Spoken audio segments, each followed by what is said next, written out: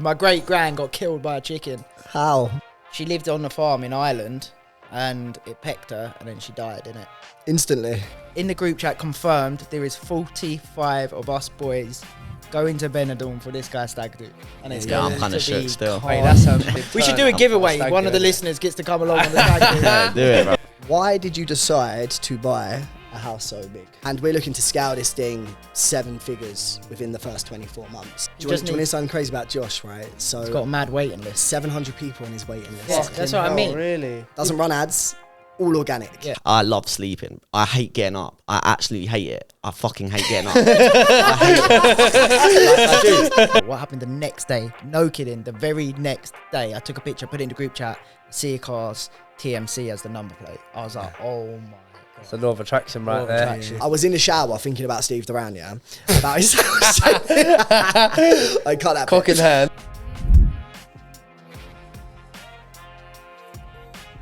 Welcome back to another episode of the Multipliers Club. Today we are having a genuine catch-up. We've not seen each other for a little while. Lots been going on. Jakey Walters has bought a mansion. Sam and Luke have got a new business venture they're plotting. And I've been up to a lot of strategy in my business. So we're going to have a good catch-up. Jakey, start with you, mate. What's happening? You've leveled up with the gaff. Yeah. Moving like Franklin from GTA 5. He's got his garden goes on and on as well. He's got a big outhouse. Chickens, Perfect. vegetable gardens. Not chicken, not any chickens yet. Speaking of chickens, Joey, you've been waiting to tell us a story about chickens. Oh yeah, I actually heard how this. did your great-grandmother die? So they was been taking the piss out of me just now off camera because I said if you get chickens, I'm gonna come and fucking kill them because I need some revenge. My great-gran got killed by a chicken, How? mate. She in Chicken Run. That's mad still. How does a chicken kill an They're individual? evil things, mate, and everyone should fucking. The bird flu. She lived on a farm in Ireland and it pecked her and then she died, innit? Instantly. Like I don't know, like a day later. It's my great-gran, so I never see her. She was like, I don't know, 80 years ago or something. Wait, did it infect her? Is that what happened? It must have. Was it confirmed like it was definitely the Mate, chicken? the chicken pecked her. And Definitely a on- chicken. she was young as well. On her death certificate, it says Death by Death by chicken. chicken. death by pecked. I don't know what. How old was she when the chicken killed your I nan? think I might be making this up, but I believe she might have actually been in her 20s. I don't know though. That might be a lie, but I think she was in her late 20s. Yeah, in we need Ireland, confirmation rural. on this story, if I'm being real. Yeah. But when we went to a wedding for my cousin's wedding out in Ireland, it's like some rural place in Ireland called Death by County Chicken Leitrim. City. It's called County Leitrim, yeah, in Ireland. That's where like my granddad was from and stuff. When we went there for my cousin's wedding, my auntie and uncle went round the village and stuff like that. It's proper small. When they said about the story, there's people there that actually like remembered it and knew it. Swear to God. Yeah, I shouldn't laugh. It's awful. Old Like, wives' tale, isn't it? Like a myth. Yeah, it's awful. If anyone dies, it's awful. Especially if it's death by a chicken, which is crazy. That's mad. So Jake has got a chicken farm. But No, I Joe haven't won't got any go chickens. in but there's that. no No. chickens allowed. We got, yeah. Jake has a summer house in his garden of the mansion, which was bigger than the studio flat I was renting for 2 years. Yeah, it's quite Which nice. is crazy. It's nice. So tell us about the mansion. Yeah, buying a property, there's obviously the whole debate whether you buy it or you rent. And I'm always team buy. I know obviously you've been team rent for quite a long time. Converting slowly though. Converting slowly. Team buy. You're team rent, aren't you? Team rent, mate. Yeah. Team rent. Until I'm balling out of control and I can buy and build and shit. Yeah. Buy the rentals and then rent yourself. Yeah, no, you are right. Obviously, you own how many properties? Just going. Block of apartments, 4 apartments, and going Tuesday to. I've put a not a deposit like Secure a deposit I've on secured to the saucer. Yeah, to take Yeah, it off the secure the market. deal. Yeah. So would you say you 14 are bed like HMO? technically team buy because you buy property just for different purposes? No, I mean, Team buy no, to live 'cause- in. Oh, you mean to buy, live? buy and rent is where you Residential, live. yeah. Yeah. That's never the Okay. question, Exactly. unless you're Simon Scribb, and he's anti Don't buying up buy. properties. Don't Yeah. buy at all. Otherwise, like the other property investors, it's always do you rent your own place or do you buy your own place? If they're saying to rent your own place, they're still saying to buy property, but that rental income will cover your rent and then some, and it gives you flexibility and so on. And Yeah, so we've forth. locked up a lot of cash, obviously, by doing so, and our monthly outgoings are a joke. But you're like both everything. You're both doing well for yourself. So obviously you're Yeah, if you look at it in terms of Fiancé. percentages, like in terms of percentages of what we earn, how much we're spending, then we're not spending change, above our mate. means. We're not spending above our means, but in the same token, there is the argument that maybe we could have a smaller property and be using that money to invest into other properties. But you are also buying. You're doing your property stuff to obviously start. I'm still doing it on the side. The Yeah, other exactly. property Yeah, so business. that's how I sort of justify it. That's the word I was You're looking doing for. both. Yeah, I justify it because Get actually yourself a I man am- that can do both. Get yourself a Jake Waters. He does it all, mate. So, yeah. Buys, rents, sells. What about? We didn't even mention where you're getting married. Confirmed location. Barbados. Barbados. That's Yeah, going to be a confirmed good location. wedding. Yeah, That's yeah, 2026. Yeah. Lukey's is 2025 in Cyprus. and Stag do. Oh, Yeah, I don't know where it Where is. we going for the stag Do do? you know where it He- is? Yeah, Yeah, I picked it. he picked out the hotel, didn't he? Oh Yeah, yeah. yeah. Get there is in the group chat confirmed. There is 45 of us boys going to Benidorm for this guy's stag do, and it's Yeah, going I'm kinda to shook be still. Mate, calm. that's a massive. We should turn do a up giveaway. for a stag One of the do, listeners gets to come along on the stag do. Yeah, do it, bro. Let's do it. So, Jake, let's talk a little bit about this mega mansion. Well, very big house, lovely house. Why did you decide to buy a house so big? Good question. You don't necessarily need it, do you? But I mean, it's just convenience. Like, got to drive now. Never used to have a drive. Big drive. Yeah, now I've got to drive for. Was that on the vision board? cars. Have you? When did you set that goal? Yeah, do you know what? Yeah, it's funny. Yeah, funny you should say that because I was saying to you the other day when you came round, like I couldn't find the picture, but I've got it in my little journals, which I set the goals in just before COVID, 2020. No, it wouldn't have been. It would have been 2018, I think it was, and it was to have a property that has a walk-in wardrobe. That was one of the non-negotiables, and now obviously got the Have walk-in it. wardrobe. I've been in there. It's a nice wardrobe. One of the other things was the value of the property, but I had that down as less than what I've actually got the value of the property now. And what was the other thing I had about the property? Location-wise, I'd done the goal setting with that business mentor ages ago, and that was also part of it as well. But it's kept consistent. Location-wise, how many bedrooms, walk-in wardrobe, ensuite. That was always the vision, and that's been the vision from about 2018, When did you say you wanted to have that by? That was a 3-year goal. Okay. So I done goal setting for 1 year, 3 year, and 10 year. So short, medium, and long term. The 1 year goals was to have a rent to rent business. This is before we started a rent to rent business. That was to have a rent to rent business. I could send Harry the photo actually of my actual goals thing, and you can maybe crop it in somewhere. And yeah, it was to have a rent to rent business. It was mainly property focused. That was my thing at the time, was to invest in property. Opportunity property. Opportunity property. was Well it, round that. remembered. See, it's That got a was little. it. When you set that up, I remember. Yeah, I set that up before. That's when I was actually employed at Dialafly. That's why it's so important to write your goals down, to set your goals, to know how to set goals. Because when you then look back, you're. I made so sick looking back, and I specifically said walk-in wardrobe, and I didn't pick this house because it had a walk-in wardrobe, but it just so happens that the one that we wanted did have the walk-in wardrobe. So yeah, it's got everything that we could ever ask for, really. Nice, mate. And yeah, very happy with it. Nice, Sick. nice. Boys, what's and for the listeners, we literally, they mentioned it just before we started filming, and I was like, what? Like Sam just dropped it in convo, like, oh yeah, we're just setting up another agency, and da da da da. I was like, wait, rewind, what? And then we was like, fuck it, let's just save it for the actual podcast. So I don't even know what they're about to say, but tell us what's going on. Yeah, sure. So it's a really nice story, actually. So as you know, we've been building an agency since 2019. Marketing agency. We're on the way to 7-figure GP per annum, which we should hit hopefully by the end of this year. We specialise 7 figures GP by the end of the year, gross profit in terms of revenue. Yeah. And we decided that the niches we're in, aesthetics and dental, can only take you so far, especially in the UK. It's a small place. So we've had the idea to branch into a different niche, different industry for ages. And it's funny because this lad called Reese that I used to mentor, used to teach him sales, he called me 2 weeks ago saying, I want to start a business. I want to do an agency for trades. What do you think about having a business partner? And I said, well, if you're going to ask me that, I'm going to tell you good things because I've had a great experience. But you hear more horror stories than success. And he was like, well, I'm thinking about going into business with this guy. He lives in the Isle of Man. I don't know him. I said, bro, what exactly is it you're looking for in a business partner exactly? He's like, someone with experience, someone who knows how to scale agencies, and someone that can help me scale it as quickly as possible. I said, I'm right here. Luke's right there. Let's do this. You know, you want to do trades. We were talking about trades. We even set up a brand. You started on trades. We started on trades. Our first ever client was in trades. Do mine. I'm in a trade. Do your marketing. Why did you go off trades? Kind of like it just happened. Deviated. But like before we just to like finish this kind of story, and then I'll go into that.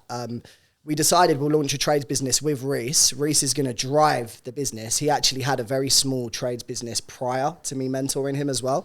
And we're looking to scale this thing 7 figures within the first 24 months. And we've mapped out a whole business plan. We know how we're going to do it. We've got the contracts that are going into place. Luke set up a limited company. We've got the logo, the branding designed. And it's going to be a very, very busy but exciting journey. Are you going to put your faces to it? Reese is going to be the main face of the brand because obviously I'm all over HW. Yeah, I was going to say. Yeah, it's a bit of crossing. So it's not like we're hiding it from it. Like it's going to be on the website, on the social media and that, but just not on ads. You don't want people to think that you're taking like focus away from their aesthetics. If you guys 100%. Just all of a sudden going off doing trades, that's a subsection of your business. Yeah, exactly. But you call yourself specialist in aesthetics, which you are. It doesn't take it away, but to that aesthetic business, someone who's not heard of it could undermine it a little bit. Yeah, so that's why we haven't done it. We like it's completely separate. So what sort of role are you going to take? Are you going to have a day-to-day input to the business, or are you going to be more at like the board level as such of the business? Yeah, so we've got roles and responsibilities we've mapped out. So Luke's going to be exactly what he's doing for HW, operations, back-end, systems, etc., which is extremely important. Reese is going to be the face of the brand, involved in the sales. I'm going to be overseeing the sales and still closing deals, winning the big clients. I'm going to be implementing recruitment funnels, staff acquisition, how to upsell, just like all of the kind of revenue generated systems a business needs. I'm going to be kind of overseeing it with Reese, but I want Reese to be the face of that brand. So he's going to be the main driver of it. We're going to be able to leverage our existing staff. We've got like 18 staff that are going to be able to help with the delivery, the ads, the graphic design. So Reese will probably be, in reality, for the first 6 months, putting in a bit more time, but we're bringing experience, staff, and knowledge and systems into that. You need to not be putting the same time in it, because otherwise you've just got yourself 2 businesses if your time's giving yourself already job, aren't you? That's the thing. You need to. Would you not do it where you do just sit at that next level and you have people doing the day-to-day stuff of like the operations, and you can oversee them, you can oversee the sales, but you're not actually doing it. You're just bringing that experience, pulling which levers you need to pull, having your team, like knowing the systems and process, but fully working on the business rather than Yeah, exactly. So we're looking to automate very quickly. So the minute we get some revenue in, which we should be able to do in the first 4 weeks of the ads going live, account manager's going to get hired. I've got a commission-only closer who's sick, a guy called Nate, lives in California. He's going to be scaling the US for us when we're running lead generation campaigns. So the idea is we don't want to be working in the business for that long. At the beginning, of course, there's going to be more work required setting up, but it's taken us 5 years to get HW Media to where it is. If we knew then what we know now, we would have done it in half the time. Would you agree? So yeah, exactly. That's why we're kind of doing it, starting from again. Will this benefit, like getting this to a certain level, will it allow you to pull the trigger to take someone good and experienced on to do the job that you're doing in HW Media at the sec, and obviously of the new business? So right now it might not justify to take it on HW Media to pay the wage of someone to replace you, but if there's now 2 businesses, it could make sense. To be honest with you, literally haven't thought about that. Are you still mad busy on HW Media yourself day to day? Yeah, I think there's always stuff to do, because if you're not doing there's always stuff to do, because if there isn't anything to do, then you're going to go out, you're going to find like different things. Like there's so many things going on, like with marketing, you've got to stay on top of everything. Like this AI thing, spare time looking into AI thing. AI, what can we do with that? AI bots, etc., or different strategies to get clients in. So there's always stuff to do, really. Yeah, it's interesting because the majority of HW is pretty automated. The only thing that isn't is when there's like serious problems that, of course, business owners have to deal with. And it's the sales. But at the minute, we're doing a big sales recruitment drive. You know, I need to get 2 experienced guys in. You have someone to replace you. Someone to work alongside me and eventually replace me, for sure. And then I just want to be working on HW, winning the big clients, the celebrity dentists, growing in the USA. High ticket. And right now, the reason I'm doing quite a lot of late nights is I am working the US markets, because that's where the money is, man. Is it? What do they call the US? The land of opportunity. The good thing is that Reece, who we're teaming up with, like, he's just worked for Joseph Valente for like the last 6 months. Has he left? So he's left now, and obviously. So when's it starting then? It's starting now. It's basically happening right a second. Yeah, we've already been done most. Have you done all like your branding and that's what stuff like that? What's it going to be called? Out yesterday. Trade upgrade. Our logo's sick. We've got like a man who's flying through the sky. It sounds weird, but he's like flying through the sky because he's getting so many leads, right? So he looks like a superhero trades guy with a briefcase that says trade upgrade. Yeah, nice. Yeah. The good thing was that with Reece, because we've been working with Joseph Valente, we've been spending 50 grand a month on adverts, and he's been running their adverts. But not even that, he's been spending time around salespeople that are closing people on 24 grand packages, 12 to 24 grand packages. So he's got good experience. Yeah, for sure. Well, what do you think he's going to bring to the table? He's hungry. He's so hungry. So hungry, man. I met him at 1 in the morning. I met him at the Stephen Bartlett Bartlett thing. Yeah, he's a nice guy. I'd say, do you know what I'd say? The only part from an outside point of view, if I had to just click my fingers like on where I'd double down on something that maybe you've not, I think you're starting to do it now a bit more, is your own marketing in terms of the social media side of things. Because the sale, if your marketing's good enough and how you look and present yourself online through Instagram, TikTok, and so on, the sales become so much easier. So it doesn't rely on someone like yourself that has to be proper sharp. Obviously, you still need to be good at sales, but you know, if someone sees you constantly every day on social media talking, giving good value, it's like we talk about, you know, Josh the accountant. Mate, you don't need. It doesn't need. It doesn't need. If someone clicks the thing to register for him to be their accountant, he doesn't need a closer. Do you want to know something crazy about Josh? Right, so he's got a mad waiting list. 700 people on his waiting list. Yeah, that's what I mean. Really? Doesn't run ads.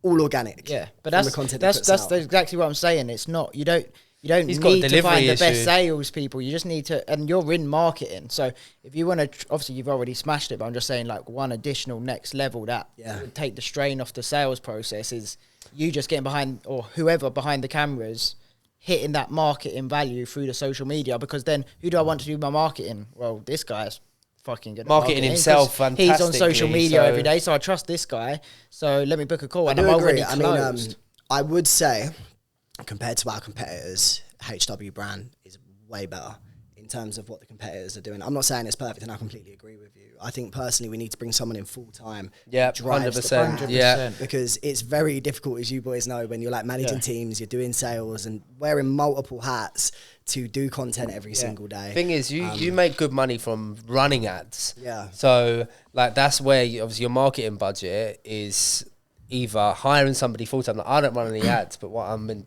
process of doing is hiring a full-time content manager. That's my decision. Do I run ads or do I hire a content manager? I'd say both, bro.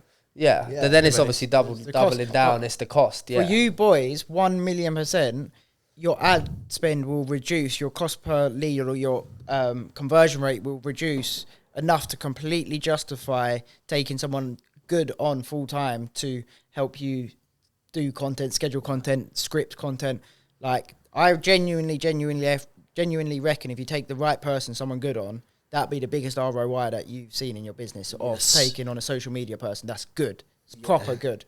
For 12 months, you invest in that. I guarantee for you boys in your business, it'll be the best ROI of it. Bro, I don't disagree at all. Like, I've wanted to get a full-time content brand manager in for ages. There's just so many priorities previously that have been more important.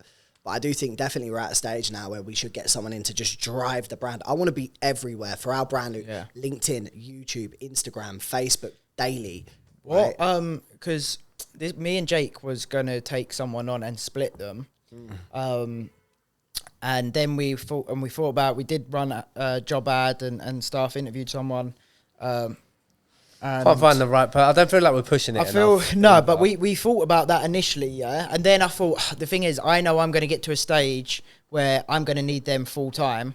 Jake might get to the stage full time, and if they're good and we've got a good relationship, now we're just in a situation of both fucking want that person, yeah. But then, and so what I did with obviously my PA when I put that job out was I advertised quite flexible hours. It was like part-time, 9:30 to 2:30, but you could do 10 till 2 or whatever you wanted, and said these hours, it's obviously local. It was quite good money, but just on an hourly rate. I said can be slightly flexible around school holidays and that sort of thing. So basically targeting someone. Obviously we live in quite a nice area where there's lots of stay-at-home mums who have had super successful careers, maybe in the city, corporate jobs. They've now had a couple of kids. They've now gone to primary school. Let's say they're mid-30s, so they're still young, but they've got that experience, and now they just want that, their husbands maybe earn really good money. They don't have to go to work, but they want to do something. They want a purpose and so on and so forth. Mate, I had like 80 messages, and the level of people messaging was insane, like proper good people. And obviously Leanne, she's unreal as well. So it's like, that's a Do you feel like maybe strategy. that's for the role that you posted though? No, that's my main concern. Sorts. There was people like messaging that wanted to do it, that had even been doing like crazy jobs in law firms and from social media. Like I had so many messages, honestly. It was like from like 2 posts in local group chats, and anyone I spoke to said, you're going to feel that so easy. That's such a like desirable job to come to a young, good company that's trying to get somewhere, but they're local. You ain't got to go to London. You're being flexible. You'll find that if you want like a top marketing person, someone that's had a wicked career in marketing, or, they're still young enough to be in the know of social media and so on, but they understand the full content marketing process. You don't just need someone that can schedule posts and write a caption. You need someone that understands the strategy, the vision, the message that you're telling. So you need someone with that experience that's done that for a big brand. Yeah. So someone that can come up with independent ideas. Like this is what I feel like we all need, is someone to come up to us, be like, look, I've researched this. Have you thought about doing that? Oh yeah, that's a really good idea. I feel like that's the type of person we all need. But do you know what I was going to say is, I don't know if this is, it might work, it might not work, but if you need, right, and you need, and I need, A, for all of our personal brands, B, potentially sometimes for the podcast to bring another avenue, especially if we're talking at set, what we've been talking about launching, and C, you're looking to take on more business, I'm looking to start acquiring other businesses. So that's going to grow and grow and grow. But instead, what we could do is build a team, a marketing team. And like, for example, my girlfriend, Ella, she has, in her company, they've just taken on another one. It's big brands as well. They've got a small marketing team. They look after currently 4 brands, I think now 5. Big brands like Dr. Till's, some eyelash one and so on. But they've got a marketing team that look after 4 or 5 of these big companies. So that's a normal thing in the industry, to manage multiple people and businesses with a marketing team. So you'd have the assistant social media, the young kind of whatever one. Then you'd have the slightly older, more experienced with the strategy. So that young one obviously costs less. They're good on TikTok. They're good on so on. Yeah, but then you've got the person above them that's on the strategy, the marketing thing. Obviously, we've got like Harry, and maybe he had a video editor. And as we grow, there's certain roles you might need more of. You're not going to need all of them, but you might need... I think it's a good idea. Do you know what I'd add to that idea is if we can bring on a marketing team, but then market for 2 other businesses, so the marketing team pays for itself. Tries to take care of itself. Now we're getting free marketing effectively. Yeah. I think that's a brilliant idea. For sure. I think we should do that, because I think it is, if we can find a way that, like you said, it softens the blow of our investment, building a successful, good marketing team is the best thing I think you can do in business nowadays, especially. And listen, these content guys are fucking expensive. Like, some people want like 40, 50 G's a year, the ones that are really good. And I'll tell you what the problem is with content guys. Harry, cover your ears. Is when they are good, they don't want to work for people because they can charge people £600 a day, right? So instead of giving them a 40k a year salary, they can earn 80k a year off their own back, working their own hours. And I kind of get it. So like, a problem I have with HW is I've got 35 clients between me and Luke that all need content. So I have 2 content guys that don't work for me because they make too much money, that I just contract out. And I don't really make anything. You don't make any money from it? Mate, no, like one guy used to charge 10%, but he hasn't even paid my last invoice. Stefan, if you're watching this, I want my £70. Mate, I don't think that's true. I think the hardest part is, like I was having this conversation again the other day with Ella, is a lot of people in the industry want to work for the big brands. It's a fun industry. It's an industry usually as part of a team. Your CV as That's well. why I'm saying as well, a team. It's people that industry. They want that. They want that fun. They want to bounce off each other. It's a creative type industry. They don't want to be a solo person. I think like when hiring staff, any staff, if you're a small company, you need to be able to sell the vision of where you're trying to go. So for example, we've got like an amazing account manager, Alex. He was actually earning more money in his previous job, but he was coasting, right? So like, you know, he bought into the vision what I explained to him. I said, look, this is where we are. We're small right now. This is where we're trying to go. We've got clients in Dubai. We're trying to go global. US, Dubai. I want you to eventually step up and run this company if that's something you're serious about. And we're going to scale this to an 8-figure company before we sell it. If you're looking for a normal job, you can go to a big corporate. That's fine. You know, I'll open a door for you. But if you're looking to put in the hours and work hard, you can really make something of yourself here. So like if you can sell the vision when you're a small company, 100%. be able to get different all the best USPs for talent. both. Yeah, Hey, for that's sure. the same as me. That's how I've got literally like with Liam, with Wayne and stuff that have come aboard. Like both of them have run businesses themselves. Wayne had a business much bigger than mine before. Not much bigger, but good amount bigger than mine. 60, 70 people working for him. He's had a business for 30 plus years, you know, and obviously like we met, we connected really well. We're quite like-minded, but at the same time, our actual skill sets are in sort of opposites. I'm very much visionary, strategy, big picture. He's then like, right, and I'm like, fuck it, we'll figure it out later. He's like, well, let's figure it out now and get the detail right, which is, okay, yeah, that's the right option. But for me, that's not my personality. I don't like doing that. I'll figure it out. And it works for me. But now to have the both of us, it's like, okay, we get the explosive drive from me, and we get to figure out how we're actually going to do it step by step. So perfect. Has it been going well since you started? Like, you noticed a difference in the company? Yeah, massively. So Is this the project manager that you've hired in? Yeah. And he's doing well? Yeah. Nice. Yeah. And he's not even a project manager. Like, project manager was his title that I advertised for, but he's essentially now running all of the day-to-day for Pure. At the second, it's still in transition period. There's jobs that I had closed that we're now about to start. So there's obviously getting them up to beginning.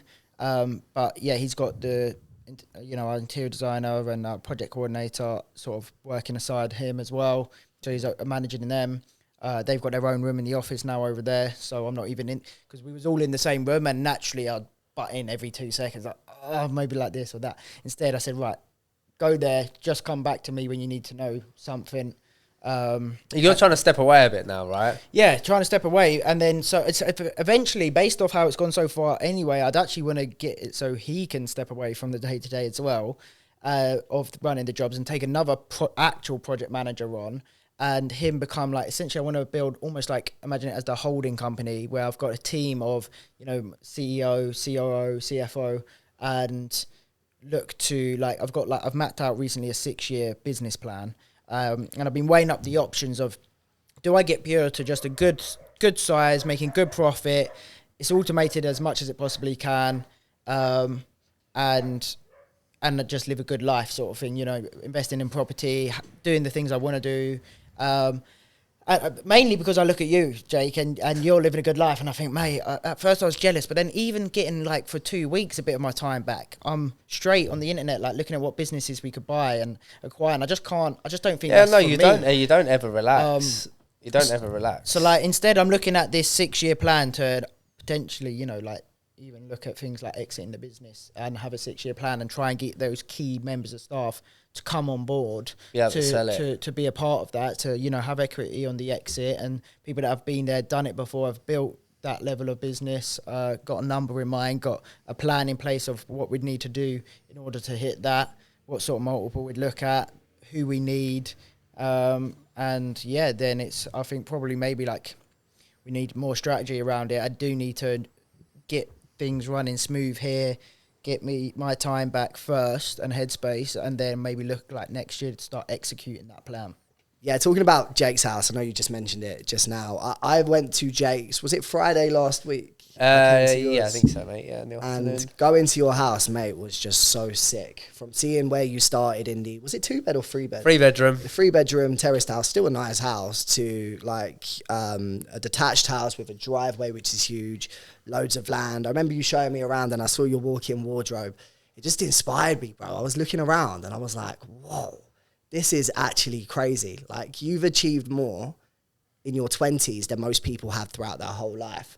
And then I started listening to how you done it from buying a house which was slightly run down for like 300k, living in it for a little while, renovating it, selling it 3 years later. And then I thought about it when I was driving home. I was like, I could do that. Mate, I can so absolutely achievable. do that. That is so achievable. Like, I've been saving hard for the past couple of years for a house, not really sure if I was going to buy one now or wait a while. Then I just kind of had a light bulb moment, and literally I've been up every fucking morning until like 2 a.m. now on Rightmove, just looking at all of these mad houses, thinking this is my next play. I had a long chat with T. I told her what the plan is. I'm in contacts with mortgage advisors, and I'm looking to replicate exactly what you've done with the plan of, by the age I'm 31, I'm 28 now, I'm going to have a sick detached house for my base, for a family, whenever that's going to be, where it's just going to be comfortable and I want to make it my own. Not even too fussed about the investment side.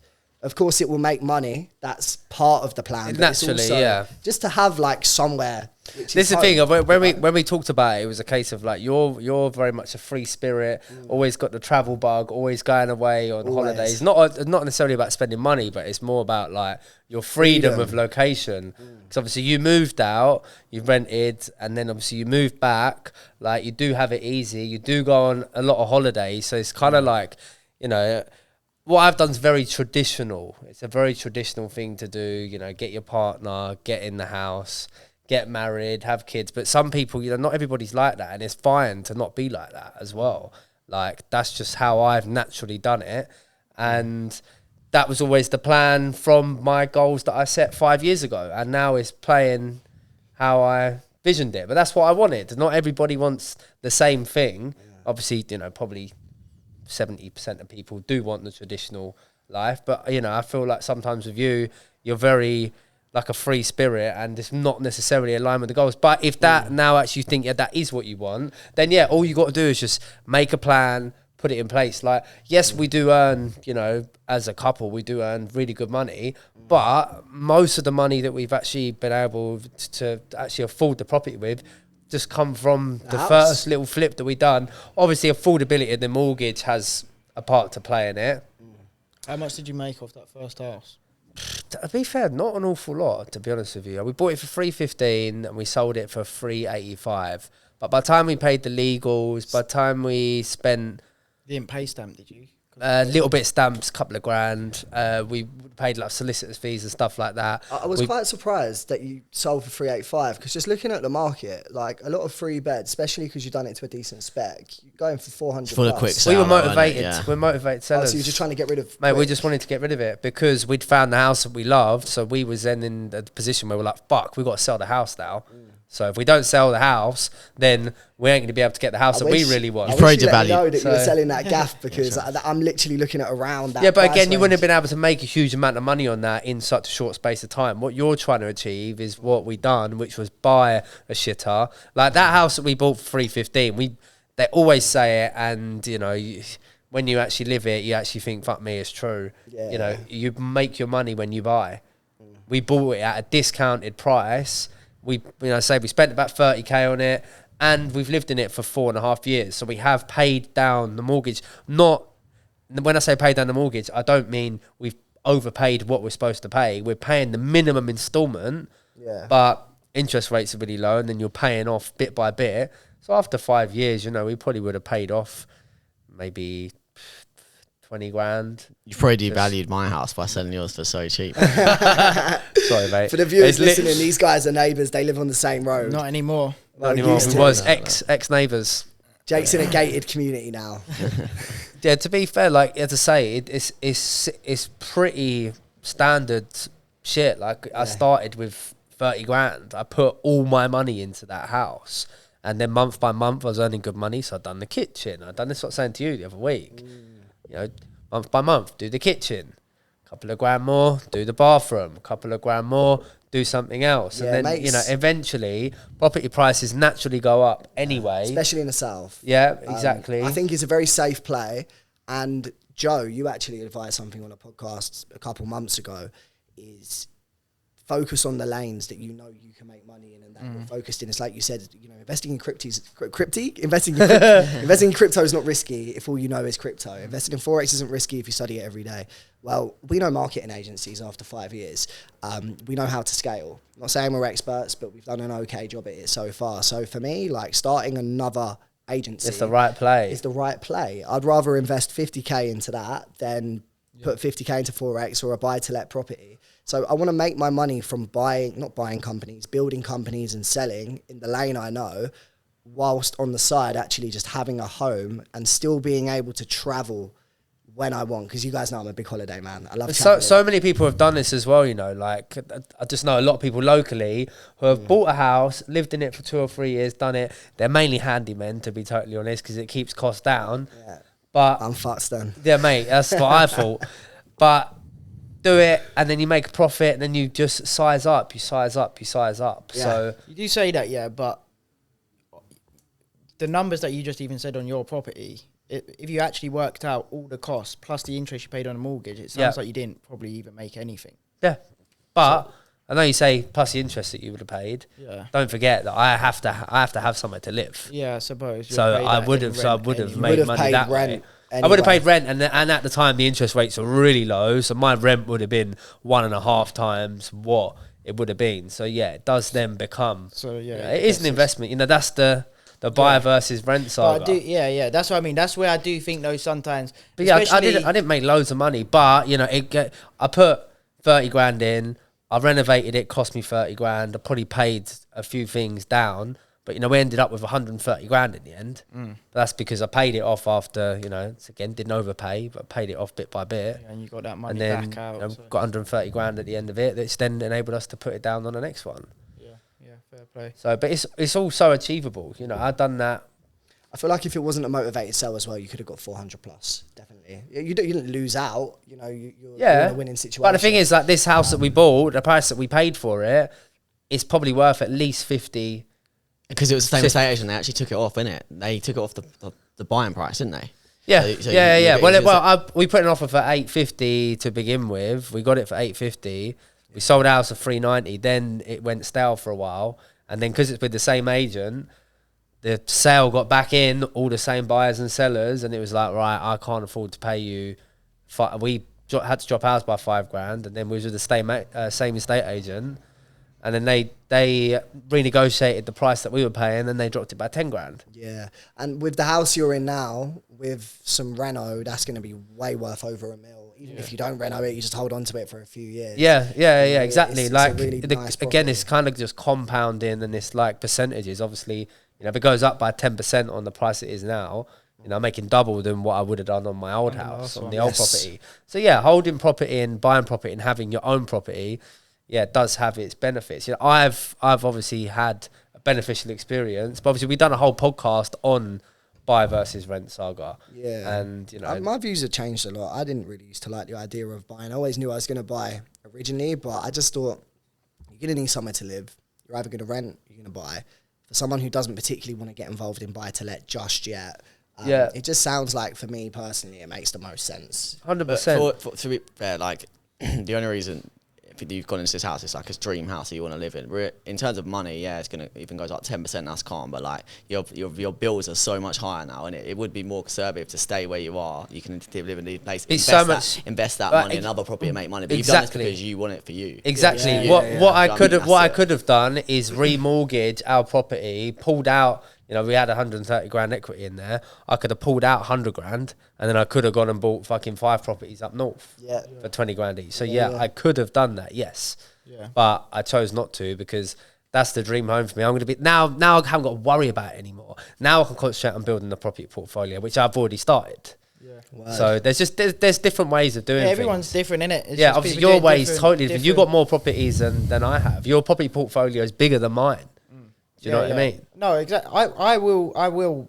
I'm saying I'm team rent, but I will buy anyway. But just at the right time. At the right time. Ella wants to buy. She's, you know, got her deposit or whatever to put down. Doesn't want to rent. So you know that's obviously going to be part of the factor that you just end up buying anyway. Plus, for me, there's just certain targets. I mean, if I've got a good few million in property already, I would then say, okay, fine, I've got a few million that's giving us cash flow. Now I can commit to buying a house for myself. But I also don't want to buy somewhere. I know it sounds a bit. I don't want to buy somewhere that I don't want to live. I kind of feel the same. Like, because I feel like it costs a lot to buy. Okay, yes, if you're going to do it up and whatever. But to be honest, You don't want to do that. I just want to. Yeah, I want to do places up. I won't move in till it's done up, though. So I need to have the money to do it up. I ain't living on a building site. I have a building company. I spend enough time on building sites. I'm not living on a building site. And if I'm spending good money on something, if I'm spending cheap, yeah, I don't mind in any environment, down to anything, like food, pubs, anything. If it's cheap and I know what I'm getting, I'm happy to go and sit in some shithole pub. I'm happy to go to a builder's club. But if I'm spending good money, like on a holiday, mate, I just turn into like, I want everything perfect. I want the service shit hot. I don't want something that like I'm proper fussy. I mean, it'd be the same if I'm spending all that money on a house. I want it to be somewhere nice, somewhere I want to live. I want to be able to have. I don't want to have to go and be cheap and buy a shit kitchen and a shit bathroom and not have. I've been battling with the same thoughts. So like when I'm looking at gaffs, I'm looking at like a 3-bed gaff which is dated as fuck. Thinking, right, I know I can make dough, but that's going to be quite a lot of work.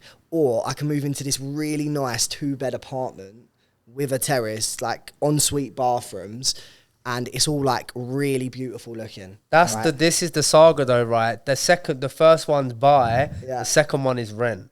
No, I was going to buy the 2-bed. Yeah, that's what I'm saying. That's where it's wrong. Yeah. Not wrong. Wrong in my opinion. I was considering wrong in my opinion. But do you know what it comes down to? It's my own shallowness of just liking pristine things. Yeah, like, that's what I was trying to get. That's why it's rent. know? You borrow the fucking nice things. Yeah. Then you buy the shit stuff that no one wants to buy to make the money. And you are absolutely right. But then I was thinking in my mind again, I don't know enough about property. I was thinking if I buy this really nice gaff, which is shiny, over time, will it just go up anyway? Because it will still look nice. I don't know. Because it will get shitter and shitter. So, like, you don't want to buy a new build. Yeah. Because they go down in value for the first couple of years. Eventually, yes, it will go back up. But You can find a happy medium, though, do you know what I mean? Like, well, my house, I didn't move into it for like 3-4 months because I wanted the kitchen to be done. I wanted the bathroom to be done and everything else was, like, it was calm. How much did you buy yours for? 385. 385. 380. How long ago? How long ago? It was 3 years ago. Have you got it valued But since? Don't forget, he has a drive, so that automatically adds on probably 10k. Yeah, especially on our road. And it's an end of terrace as well. It's like semi-detached. And your square footage is probably slightly bigger than what my old one was as well. Yeah. So, and you got side There's access. one that went for on our road for like this, that has a bigger drive than ours. 400 it's and something, same wasn't size as ours. Now it's like 450. You know, it's funny, there's quite a few houses on your road for sale. And I look at them sometimes, I'm like, how funny would it be if I moved on to the same road that you were on and you were on? Mate, what we actually need to plan, though, I mean, you kind of just fucked it, innit? You just went and just bought, mate. It's selfish, but we need to plan. Why don't you buy on my road? My neighbour might be selling soon. Yeah, we need to plan to all live in the same little complex. Yeah, bit. You know, a vision I've had for a long time is buying some land, right? Like 5 best pals.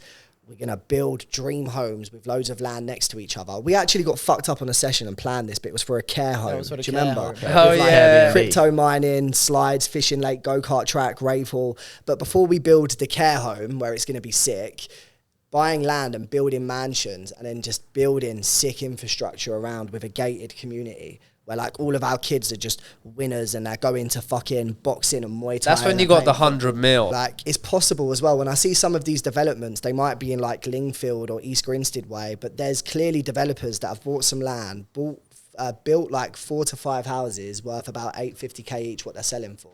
And I just think, like, if we got people together, why couldn't we do that? Yeah. We could do that. Mate, you just borrow the money, refinance it back out. Mate, remember the other day when I said I was saying, it was a few weeks ago, I was saying, oh, like at some point, just for marketing, we've got to all get the supercars, look like the Lambo Euros or whatever, and TMC 1, TMC 2, TMC 3, TMC 4. What happened the next day? No kidding. The very next day, I took a picture, put it in the group chat, I see a car's TMC as the number plate. I was like, oh my God. It's a law of attraction right there. Mate, crazy, so much of that stuff happens to me. I'm so like tuned into energy, law of attraction, frequency. Like that stuff happens all the time. And it's from when I'm on my walk, which is when I'm at my like highest energy, most positive, like frequencies getting put out. And then like within the next day or a couple of days, something happens. I was mapping out, I always do it. When a thought comes into my head, I'll map out a full business plan. I was on my walk, thought, oh, you know what? One day I'd love to own a bar. So I mapped out the business plan, where it could be, how I could market it, what type of music it would be, how could we be different. All of this for about an hour on my walk. This is the sort of shit I do. Coming the next day, Leanne says to me, have you ever thought about owning a bar? I was like, spooky, innit? She's been listening to your thoughts. Yeah, listen to what happened to me the other day. Similar thing, right? I was in the shower thinking about Steve Duran, yeah? About his I cut that Cock bit. in hand. No, I was in the shower thinking about Steve Duran's sales training and how I'm going to implement it with my team, right? And I thought of an opportunity where Steve can come onto my course, right? With training NLP, right? And then I swear on my life, oh my God. The next thing, he was in the shower with me. The next day he called me, right? And he was like, I've got an opportunity for you. I was like, get the fuck out of here. I was like, Steve, I was literally thinking about you last night. In the shower? In the shower. And I told him Did you tell him? I told him that as well. Yeah, he laughed. But I have a lot of creative ideas when I'm by myself in the sauna and in the shower. I stay in the shower until the water goes cold because I just get lost in these imaginative thoughts. That's why I can't turn to a podcast at 8 o'clock, innit? Yeah. That's why I'm late. Looking at houses at 3 a.m. Literally. Showering for like fucking an hour. I'm the exact Water same, bill's mate. I'm late crazy. to everything because I'm just in the shower, innit? Like, Yeah. is what it is, innit? That's where I'm creative. And it's because I forget. Once I'm in the shower, my mind wanders for like 20 minutes. Then I remember, oh shit, I'm in the shower. And then like you got in shower gel, shampoo. But you're that long in the shower, mate. I'm just like, fucking, how do I get out of the shower that quick? Like, I need to fucking... Mate, I'm like at least 20 minutes normally in the shower. Yeah, I'm a pretty long shower. I'm like fucking got shit to do, mate. I got to fucking downstairs. I'm thinking, mate. I'm have coming up. breakfast. I'm plotting, strategizing. Get to work. I've never been good in the mornings. Like, I even remember in school time, my mum used to wake me up and I couldn't get up. And then half hour later, my sister would be late. I'd be so tired. I'd go into the bathroom, close the door. I'd turn the shower on. I shit you not. And I'd lie down in the shower, yeah, and close my eyes so my mum thinks I'm getting ready so I can get like 10 minutes sleep. And then the water would get cold and wake me up. Oh, mate, that's it's crazy, man. So we were talking about this earlier as well, just quickly going back to the sleep thing. Will you ever get up early, do you think?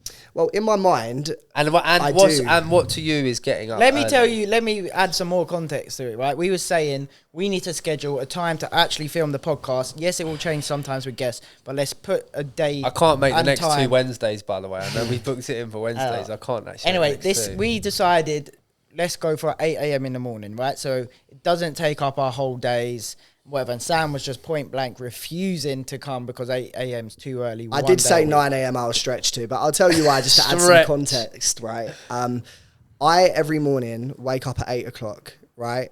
And I have a shower, I do my manifestation, I try and go for a walk. I'm on calls by about 9:15, 9:30.